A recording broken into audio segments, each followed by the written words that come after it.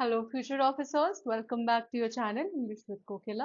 आज के वीडियो में हम प्रेपोजिशंस को डिस्कस करेंगे। प्रेपोजिशन एक ऐसा टॉपिक है जो काफी ज्यादा स्टूडेंट्स के अंदर काफी ज्यादा फियर होता है इसे लेके। बट आज के वीडियो में हम उन प्रेपोजिशंस को डिस्कस करेंगे जो कि 2025 में आपके जो एग्जाम्स हुए हैं उसमें कई बार पूछे गए हैं ना। आई वॉन्ट कि आप जब ये वीडियो देखें तो आपके पास एक नोटबुक हो जिसमें आप जो भी आपको नई प्रेपोजिशन से आप आज इंट्रोड्यूस होंगे उसे आप नोट डाउन करें। और ये जो वीडियो है ना, ये आपका पार्ट 1 है। ऑलराइट, प्रेपोजिशन सीरीज का आपका ये पार्ट 1 है। आगे के जो पार्ट्स होंगे आप उसे भी जरूर देखें ताकि आपका जो प्रेपोजिशन का फियर है वो बिल्कुल खत्म हो जाए। एंड विदाउट फर्दर अडू चलिए वीडियो को शुरू करते हैं। Let's move on to the first question. Fill in the blank with the most appropriate preposition. His promotion was contingent dash the outcome of the annual review. His promotion was contingent dash the outcome of the annual review. Options हैं up to, on and into. Up to, on and into. ठीक है? तो contingent का मतलब क्या होता है? What does contingent mean? Contingent का मतलब होता है डिपेंडेंट।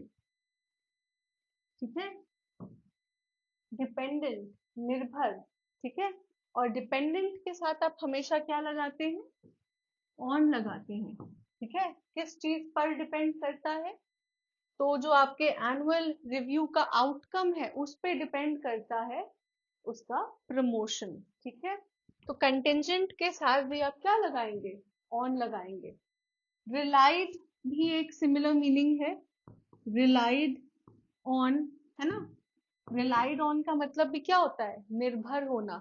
डिपेंडेंट ऑन मतलब किसी चीज पर निर्भर है। कंटिंजेंट ऑन भी सेम मीनिंग है। Okay, let's move on to the next question. आपका जो ऑप्शन सी है ये सही आंसर हो जाता है। चलिए, she persisted dash all obstacles and criticism, proving her detractors wrong. persisted के साथ आप क्या लगाएंगे? ऑप्शंस हैं against, across, through and despite. against, across, through and despite. तो क्या बात हो रही है यहाँ पे कि वो उसने क्या किया? जो भी ऑब्स्टिकल्स थे या जो भी उसको क्रिटिसिज्म फेस करना पड़ रहा था, she passed through them, she persisted through them, वो टिकी रही, डटी रही, है ना। तो यहाँ पे हम कौन से preposition का यूज करेंगे? थ्रू का। ठीक है, she persisted through all obstacles and criticism, proving her detractors wrong. Okay, now काफी लोग against भी यूज करते हैं, persisted against all obstacles, but यहाँ पे ये गलत हो जाएगा। ठीक है, चलो let's move on to the next question. The defendant was charged the defendant was charged dash colluding with foreign agents to influence the outcome of the election. The defendant was charged dash colluding with foreign agents to influence the outcome of the election. Charged का मतलब आप देखो, charged और एक similar word है, थोड़ा सा difference होता है दोनों में, जो होता है accused। ठीक है, accused का मतलब होता है दोषी ठहराना या फिर दोषी, किसी पे दोष लगाना। ठीक है, किसी को अक्यूज करना, उस पे कोई दोष लगाना। ठीक है, तो अक्यूज के साथ आप हमेशा क्या लगाते हैं? ऑफ लगाते हैं। For example, he was accused of murder. ठीक है, he was accused of murder, यानी कि उसके ऊपर मर्डर का आरोप लगा है, मर्डर का आरोप लगाया गया है। ठीक है, अक्यूज्ड ऑफ। और चार्ज्ड का मतलब क्या होता है?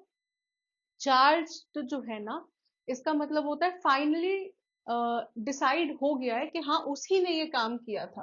ठीक है, तो चार्ज के साथ हम क्या लगाते हैं? विथ।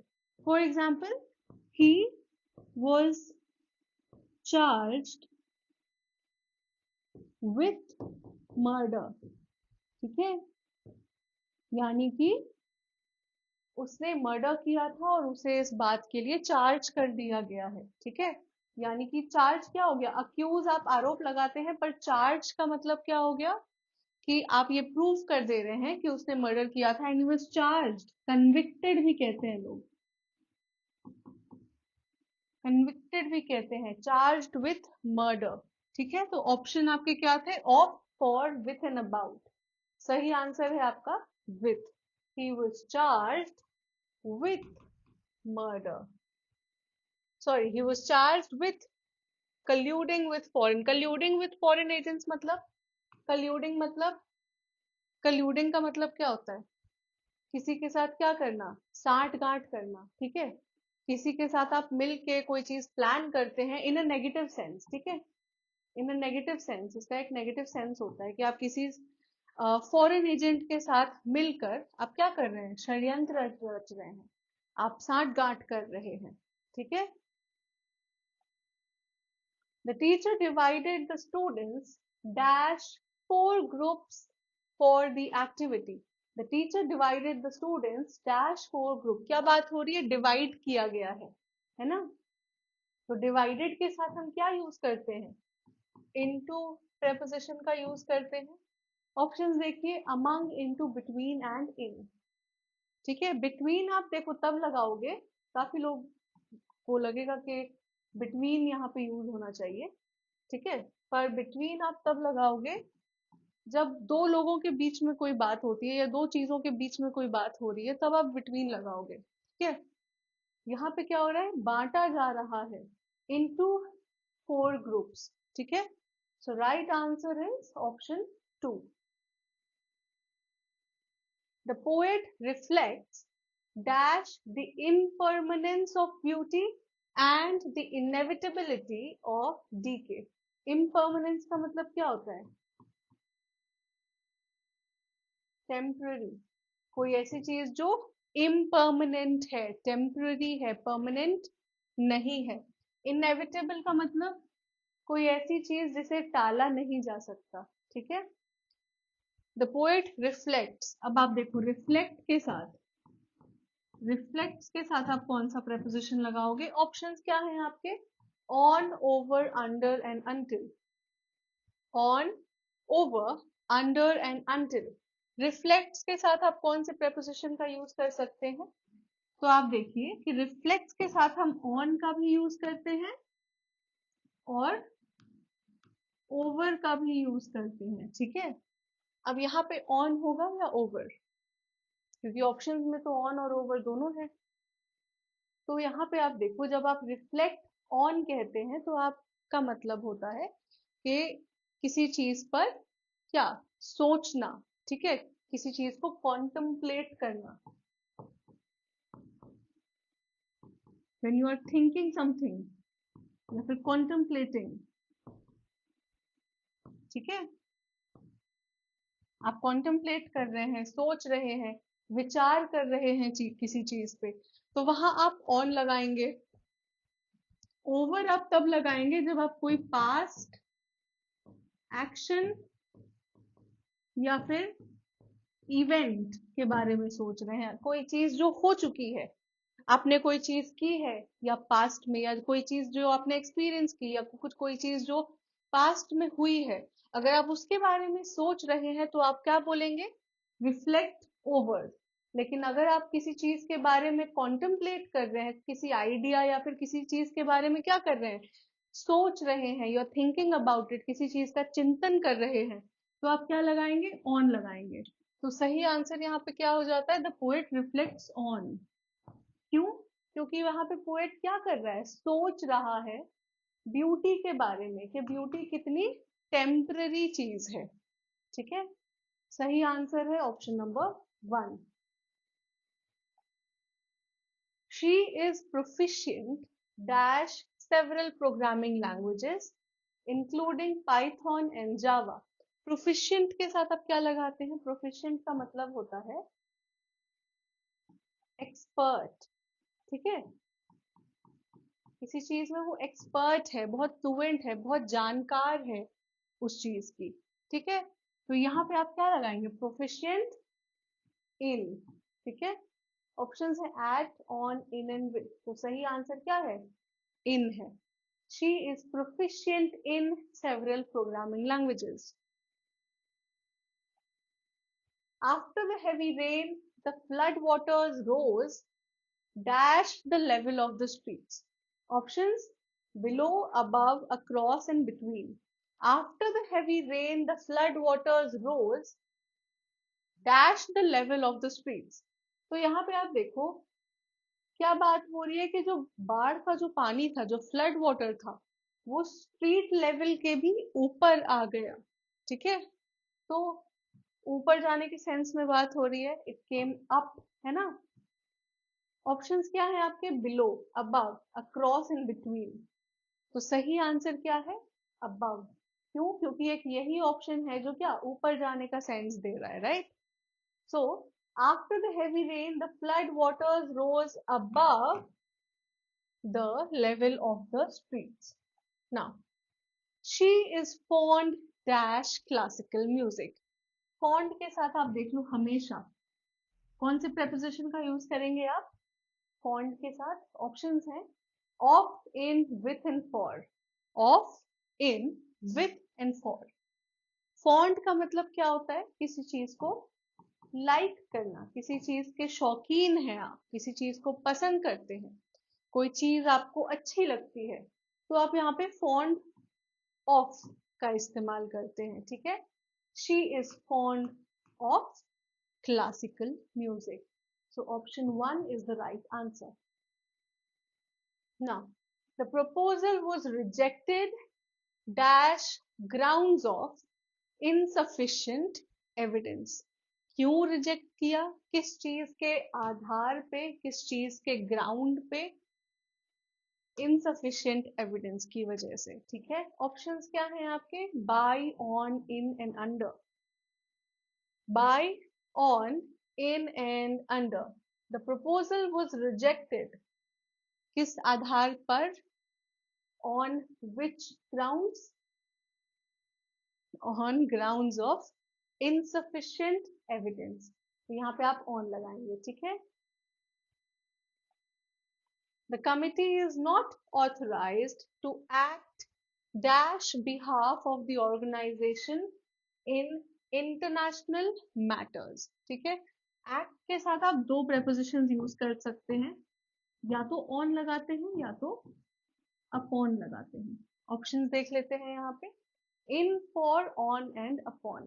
तो यहाँ पे तो on और upon दोनों दिए हुए हैं, सही preposition कौन सा है। तो आप देखिए यहाँ पे बात क्या हो रही है, जब आप किसी चीज पे एक्ट करते हैं, ठीक है, कदम उठाते हैं, तो आप अपॉन लगाते हैं। पर यहाँ पे क्या बात हो रही है, एक्ट किसी चीज, किसी के बिहाफ पे, यानी कि किसी के बदले। तो जब बिहाफ के बारे में हम कह रहे हैं, किसी के बदले काम करने के बारे में कह रहे हैं, तो वहां आप हमेशा क्या लगाएंगे, ऑन लगाएंगे, ठीक है। अपॉन आप तब लगाएंगे जब आपको किसी चीज पे कदम उठाना है, किसी मैटर पे, ठीक है। एक्ट अपॉन द मैटर और द इशू, या फिर इशू, है ना। एक्ट अपॉन द इशू, इस इशू को लेके कुछ काम करो, इस पे कुछ कदम उठाओ, वहां पे आप अपॉन लगाएंगे। बट यहाँ पे क्या रहा है, एक्ट ऑन बिहाफ, किसी के बदले आप कुछ करने जा रहे हैं, तो ऑन यहाँ लगेगा, ठीक है। So this is the right answer. Now, the detective inquired dash the suspect's whereabout during the investigation. Detective ने क्या किया, inquire किया, inquire मतलब question, ठीक है, सवाल पूछना, inquiry करना। ऑप्शंस हैं of, for, about and to। of, for, about and to। तो inquired के साथ हम क्या लगाएंगे, किस चीज के बारे में किया उसने, सस्पेक्ट के वेयर अबाउट्स पूछे, है ना। सस्पेक्ट कहाँ है, उसकी लोकेशन क्या है, उसकी वेयर अबाउट्स क्या है। Detective inquired about, okay. सही आंसर क्या है, option 3। The detective inquired about the suspect's whereabouts during the investigation. चलो, he invested heavily dash renewable energy startups last year. उसने क्या किया? पैसे लगाए, इन्वेस्ट किया, ठीक है, इन्वेस्ट किया किस चीज में? रिन्यूएबल एनर्जी के जो स्टार्टअप्स थे उसमें. ऑप्शंस है into, in, to and for. Into, in, to and for. तो आप देख लो, जब भी आप किसी चीज में इन्वेस्ट करते हो, ठीक है, इन्वेस्ट करते हैं तो उसके साथ आप क्या लगाएंगे? इन. जैसे इन्वेस्टिंग इन म्यूचुअल फंड्स, है ना, या फिर investing in stock markets. Investing in what? Renewable energy startups. ठीक है, so this is your right answer. Now, the report was submitted dash the deadline ensuring full compliance. Compliance का मतलब क्या होता है? किसी चीज को फॉलो करना, उसके साथ क्या करना? कंप्लाई करना. The report was submitted dash the deadline ensuring full compliance. तो रिपोर्ट समय से पहले, डेडलाइन से पहले सबमिट कर दी गई और फुल्ली उसके साथ जो रूल्स हैं उसे कंप्लाई किया गया, फॉलो किया गया, उसके अनुसार काम किया गया. Report was submitted what? Options हैं आपके beyond, under, before and between. Beyond, under, before and between. तो क्या बात हो रही है कि डेडलाइन के पहले, है ना? It was submitted before the deadline. चलो, the researchers accounted all variables before finalizing the data models. Accounted का मतलब, यहाँ पे accounted का मतलब क्या हो रहा है कि उन्होंने क्या किया? कंसिडर किया, उन्हें देखा, परखा, ठीक है, उसे टेस्ट किया before finalising the data model. तो रिसर्चर्स अकाउंटेड, ऑप्शंस क्या है? For, to, with and on. For, to, with and on. तो accounted dash all variables. Accounted के साथ आप यहाँ पे क्या लगाएंगे? फॉर लगाएंगे, ठीक है. कंसिडर किया सारे वेरिएबल्स को before finalising the data model. Okay, now the committee arrived dash a unanimous decision after hours of deliberation. The committee arrived. Arrived के साथ अब आप देखो, arrived. Arrived के साथ आप on भी लगाते हैं, at भी लगाते हैं. ऑप्शंस क्या हैं आपके? at, in, on, into. ठीक है, तो यहाँ पे arrived dash a unanimous decision, एक डिसीजन पे पहुंचे, है ना. तो जब भी आप कोई आइडिया हो गई, कोई डिसीजन हो गया, है ना, वो जब डिसाइड करते हैं तो आप अराइव एट लगाते हैं. ठीक है, arrive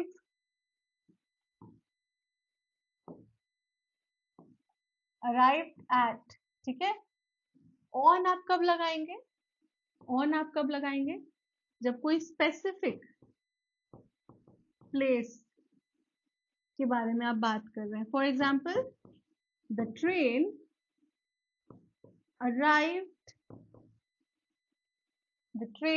arrived on platform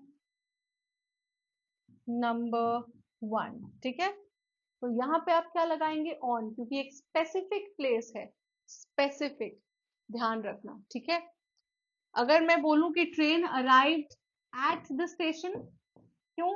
station उतना स्पेसिफिक नहीं है, पर on platform number 1 is specific. ठीक है, तो यहाँ पे आप ऑन लगाएंगे. एट आप कब लगा रहे हैं? जब आइडिया या फिर डिसीजन है, तो यहाँ पे आप एट लगाएंगे.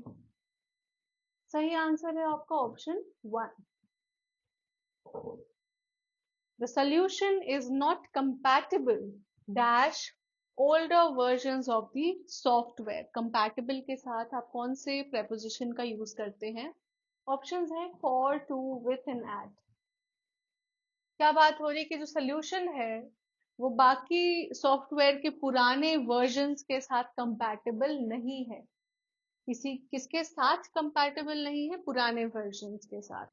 तो साथ में हम यहाँ क्या रखेंगे? With, compatible with. कंपैटिबल के साथ हम हमेशा विथ यूज करते हैं। Alright,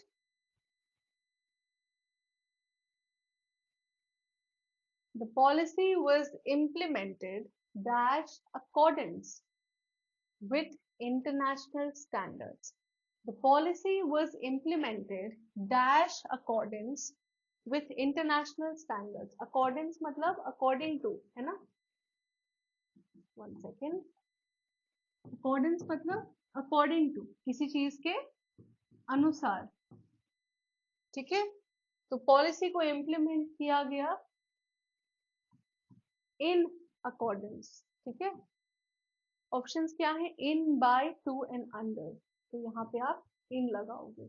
the policy was implemented in accordance with international standards.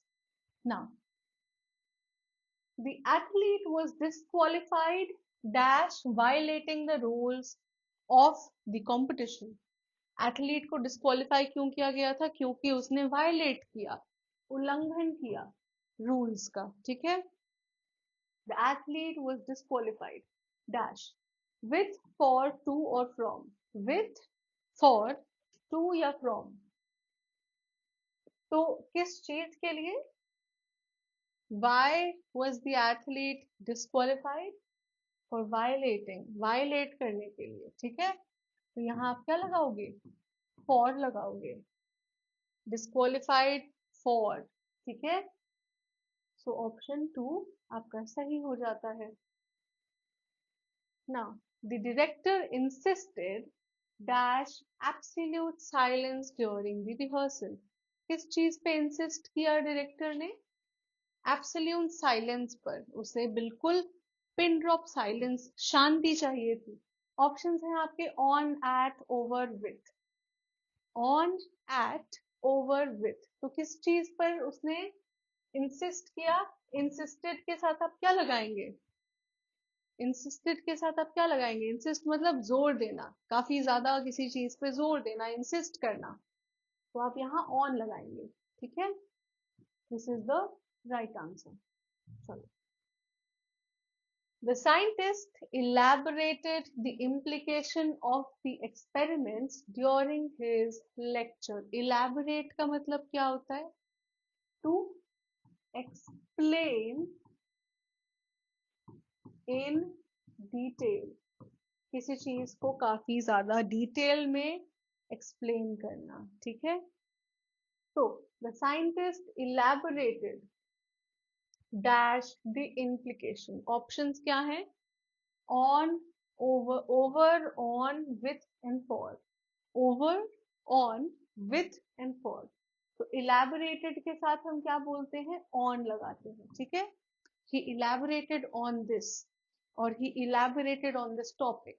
ठीक है, चलो, he was accused। accused का मैंने आपको बताया अभी कि उसे क्या किया गया है? उस पर दोष लगाया गया है। राइट, अक्यूज्ड के साथ क्या लगाते हैं? ऑफ लगाते हैं।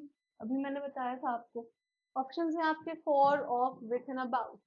सही आंसर है of. He was accused of misappropriating company funds। okay,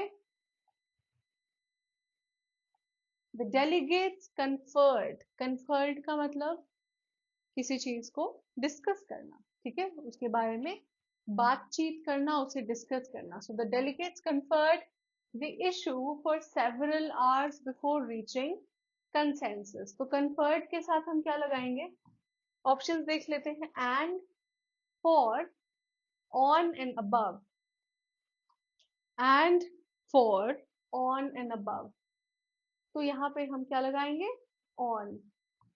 क्यों? किस चीज पर डिस्कस किया? इशू पर। दे conferred on the issue।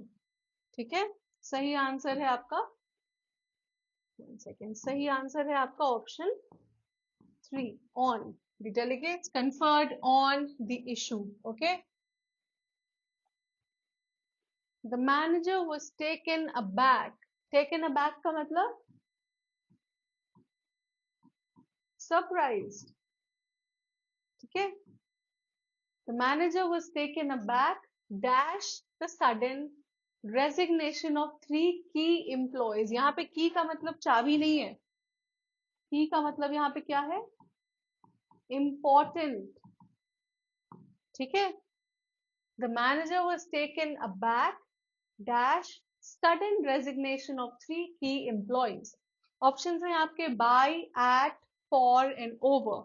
By, at, for and over. So he was taken aback. किस चीज से वो सरप्राइज हो गया था? यहाँ पे आप क्या लगाएंगे? बाय लगाएंगे. Taken aback, by. Taken aback के साथ हम हमेशा बाय यूज करते हैं. ठीक है. Now he was so absorbed dash the book that he did not notice the bell. He was so absorbed dash the book. Absorbed का मतलब किसी चीज में क्या होना? engrossed भी आप कह सकते हैं, है ना. बिल्कुल खो जाना, किसी चीज में अब्सॉर्ब हो जाना. किस चीज में? बुक में. तो he was absorbed in the book. ठीक है. ऑप्शंस क्या थे आपके? With, in, at and for. With, in, at and for. तो ही वॉज अब्सॉर्ब्ड इन, वो खो गया था किसी चीज में, वो खो गया था. ही was absorbed in the book. Now, he has a reputation dash being punctual and reliable. He has a reputation dash being punctual and reliable. Reputation का मतलब क्या है यहाँ पे? Reputation का इस context में क्या मतलब है? कि उसे जाना जाता है किसी चीज के लिए. He is known for something. ठीक है. ऑप्शंस हैं आपके on, in, off and for. On, in, off and for. तो जब भी आप बात करते हैं कि किसी का रेप्यूटेशन कैसा है, ठीक है, इन द सेंस कि he is known for this reputation, तो यहाँ पे आप फॉर लगाते हैं कि उसे जाना जाता है उसकी इस खूबी के वजह से. He is a reputation for being polite और he has a reputation for being punctual and reliable. ठीक है. आप देखिए, अब आप अगर आप रेप्यूटेशन ऑफ यूज करते हैं तो आप उसे तब यूज करते हैं जब आप किसी के पोस्ट के बारे में कहते हैं कि ही has a reputation of a good teacher. तो वो एक अच्छे टीचर है, पर उनकी एक रेप्यूटेशन है कि वो एक बहुत ही अच्छे टीचर की रेप्यूटेशन है उनकी. ठीक है. तो बेसिकली बात ये हो रही है कि अगर आप एक स्टूडेंट हैं, ठीक है, और आप बहुत अच्छे एक्सेल कर रहे हैं अपनी पढ़ाई में, तो आप क्या बोलेंगे कि he has the reputation of a good student. ठीक है. और फॉर आप तब लगाएंगे जब आपकी कोई क्वालिटी के बारे में आप जाने जाते हैं. Known for a quality, known for something. कोई क्वालिटी है या कोई स्किल है जिसके बारे में आप जाने जाते हैं. ठीक है. तो यहाँ आप कौन सा प्रेपोजिशन यूज करेंगे? यहाँ पे आप यूज करेंगे फॉर. ठीक है. ऑप्शंस आपके क्या थे? On, in, of and for. So the right answer is for. Okay. Now, my cousin lives dash Carter road dash the bank. बहुत कॉमन है और मिस्टेक्स भी बहुत कॉमन करते हैं लोग इसमें. ठीक है. बहुत सिली मिस्टेक्स करते हैं. My cousin lives dash Carter road. Carter road क्या है? किसी रोड का नाम है, name of a street or name of a road. ठीक है. तो इस क्वेश्चन का आंसर आप मुझे कमेंट्स में देना जरूर. एंड आगे के जो प्रेपोजिशंस हैं उसको हम अगले पार्ट में डिस्कस करेंगे. वीडियो आप अच्छे तरीके से देखें और जरूर बताना कि आपको वीडियो कैसा लगा, कितनी सारी चीजें आपके लिए नई थी, कौन से प्रेपोजिशंस आपको आज ही आप जिनसे इंट्रोड्यूस हुए हैं. And I will see you in the next video. Till then, take care.